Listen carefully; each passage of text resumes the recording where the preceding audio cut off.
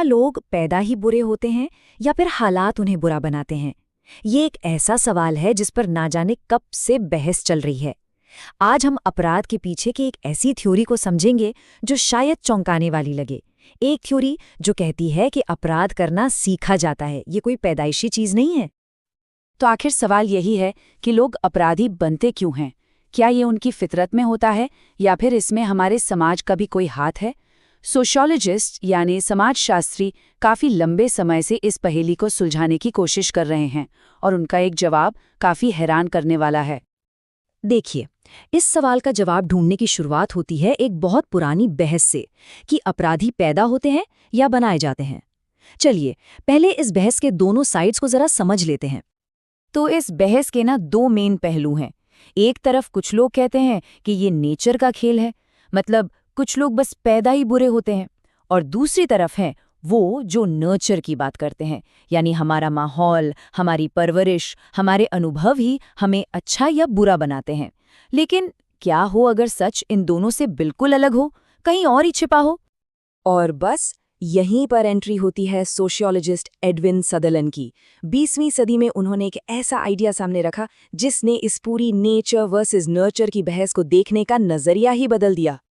Sutherland का जो core idea था वो ये था कि आपराधिक व्यवहार सीखा जाता है दूसरे लोगों के साथ बातचीत और मेलजोल की प्रक्रिया में। एक मिनट रुककर सोचिए, ये कितनी बड़ी बात है। इसका सीधा मतलब है कि अपराध कोई जन्म से मिली हुई चीज नहीं है, बल्कि ये एक स्किल है, ठीक वैसे ही जैसे कोई साइकिल चलाना या कोई नई भाषा बोलना सीखता है। अपने इसी आइडिया को उन्होंने नाम दिया डिफरेंशियल एसोसिएशन। अगर आसान भाषा में समझें तो इसका मतलब है कि हम क्रिमिनल बिहेवियर उन लोगों से सीखते हैं जिनके साथ हम उठते बैठते हैं, खास तौर पर अगर वो लोग अपराध को नॉर्मल या सही मानते हों। यानी सारा खेल एसोसिएशन यानी संगत का है। अच्छा, ये थियोरी सुनने में थोड़ी मुश्किल लग सकती है, तो इसे और भी आसानी से समझने के लिए चलिए एक कहानी देखते हैं। इससे एकदम साफ हो जाएगा कि ये असल जिंदगी में काम कैसे करती है। चलिए इसे कहानी से समझते हैं। सोचिए, एक कोई नौजवान है और उसकी दोस्ती एक नए ग्रुप से होती है। अब इस ग्रुप के लिए छोटी मोटी चोरी करना ये सब नॉर्मल है, कोई बड़ी बात नहीं। तो ये हुआ पहला स्टेप, एक नई संगत। फिर धीरे धीरे वो उसे चोरी करने के तरीके सिखाते हैं, मतलब प्रैक्टिकल स्किल्स। ये हो गया दूसरा स्टेप। इसके बाद वो उसे वजह भी बताते हैं, उसे सही ठहराते हैं, कहते हैं अरे छोड़ो, दुकानों का तो इंश्योरेंस होता है, या इससे किसी का नुकसान थोड़ी हो रहा है। ये है तीसरा स्टेप, चोरी के पीछे का लॉजिक सीखना।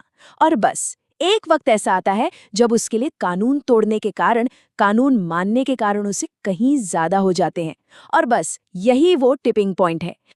तो इस कहानी से हमें एक आइडिया तो लग गया कि ये सब होता कैसे है। अब चलिए इस सीखने की प्रक्रिया के पीछे जो कुछ नियम हैं उन्हें भी समझ लेते हैं। ये चार्ट उसी टिपिंग पॉइंट को दिखाता है।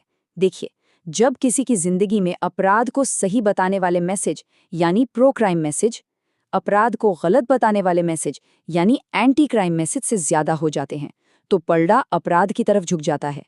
ये सब बस सही और गलत के संदेशों के बीच एक बैलेंस का खेल है। तो फिर इस थ्योरी की मेन बातें क्या हुई? पहले कि अपराध विरासत में नहीं मिलता बल्कि सीखा जाता है। दूसरी, ये सीखना अजनबियों से नहीं बल्कि करीबी लोगों के बीच जैसे दोस्तों और परिवार में होता है। तीसरी, इसमें सिर्फ कैसे करना है ये नहीं सीखते बल्कि क्यों करना है ये भी सीखते हैं। और चौथी और सबसे जरूरी बात, अपराध तब होता है जब कानून तोड़ने वाले विचार कानून का पालन करने वाले विचारों पर हावी हो जाते हैं। तो ठीक है, ये सब जान तो लिया, पर इसका असल दुनिया में क्या मतलब है? ये सिर्फ किताबों में पढ़ने वाली कोई थ्योरी नहीं है। इसका हमारे समाज और हमारे जस्टिस सिस्टम पर बहुत गहरा असर पड़ता है। ये थ्योरी एक बहुत ही दमदार बात कहती है कि अगर सामाजिक परिस्थितियां वैसी हों तो कोई भी इंसान क्रिमिनल बिहेवियर सीख सकता है। ये वाकई में सोचने वाली बात है। इसका मतलब ये हुआ कि अपराध किसी इंसान की अपनी कमी नहीं बल्कि उसके आसपास के माहौल का नतीजा हो सकता है। और यहीं से हमारा पूरा फोकस बदल जाता है। हमारा ध्यान सिर्फ सजा देने से हटकर अपराध को रोकने और सुधार करने पर चला जाता है। अगर अपराध संगत से सीखा जा सकता है तो इसका ये भी तो मतलब हुआ कि सही संगत और बेहतर माहौल बनाकर हम इसे रोक भी सकते हैं। और आखिर में ये हमें एक बहुत ही ज़रूरी सवाल पे लाके खड़ा कर देती है। अगर अपराध सीखा जा सकता है, तो क्या इसे भुलाया भी जा सकता है? ये एक ऐसा सवाल है जो हमें सज़ा से आगे बढ़कर सुधार और एक नए मौके की उम्मीद के बारे में सोचने पर मजबूर करता है।